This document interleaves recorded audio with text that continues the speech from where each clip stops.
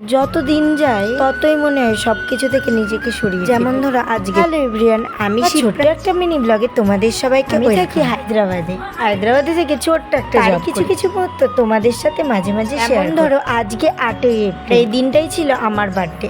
আজকে দিয়ে 3 বছর হবে আমি বাড়িতে নেই। সব বছরই আমার বার্থডে নিয়ে অনেকটাই এক্সাইটেড থাকি কি কি করব না করব। সত্যি বলতে আমি কোনো বছরই কেন জানি না এই বছর আমার কোনো আগ্রহ কিছু করা, তার জন্য আমি কোনো বছরই ছুটি নিই না। কেন জানি না আমার এই বছর একটু মন্দিরে যেতে আর কি যা যা লাগে মন্দিরে আমি আগের দিন ডিউটি থেকে আসার সময় নিয়ে আজকে আমি সকাল 5টার দিকে উঠেই চলে গেছিলাম মন্দিরে গিয়ে পুজো দিয়ে তারপরে চলে গেছিলাম ডিউটি। গিয়ে অনেক কাজ ছিল, ডিউটিতেও কেক কাটিং করেছি। তারপরে আমি 3:30টার দিকে বেরিয়ে গেছি রুমে যাওয়ার। হায়দ্রাবাদে এত পরিমাণ গরম পড়েছে কি বলবো। এদিকে তো তাও মাঝে মাঝে বৃষ্টি হয়, হায়দ্রাবাদে তো বৃষ্টির দেখা জানো তো। আমাদের ওইখানে কারোর ছুটি নেই, আমি ছুটি নিই না সেরকম, আমাকে ছুটি দেয়ও। কারণটা হচ্ছে আমাদের এপ্রিল মাসে প্রত্যেক পরিমাণ ভিজিট চলে কি বল। যাই হোক, তারপর আমি রুমে চলে এসে নিয়ে একটু ভিডিও বানিয়ে তারপর আমি ঘুমিয়ে পড়েছি। থেকে উঠে আমার দিদি মা সবার সাথে কথা বলে তারপর আমার পিসি আর জ্যোতি আর আমার রুমের সবাই মিলে সারপ্রাইজই বটে। আমি যখন ডিউটি থেকে এসেছি তখন আমি জানি হয়তো কিছুই করবে। তারপর আমি ঘুম থেকে উঠেছি প্রায় 9টার দিকে, দেখছি যে যার মতো কেউ কিছুই করছে। তারপর আবার জ্যোতিকেও ফোন করেছি আমার রুমে আসার জন্য। তো আমি নিজে কেক টেক অর্ডার করি, আমার এবছর কেক কাটারও ইচ্ছে ছিল না। পিসিকে আর ফোন করে যখন 10টা বাজে হঠাৎ আমার পিসি আমার রুমের সবাই মিলে প্রাইজ দিয়েছে আর আমি তো অনেক খুশি। আর আমার তার আগে অনেকটাই খারাপও লাগে, মনে ভাবছিলাম আমাকে কেউ কিছুই দিল না। তারপরে জানো তো এরা আমাকে অনেক গিফট দিন ধরেই ভাবছিলাম এগুলো আমি কিন্তু আমি ভাবতে পারিনি আমার বার্থডেতে পেয়ে যাবো। তারপরে আমি গিফট গুলো নিয়ে অনেক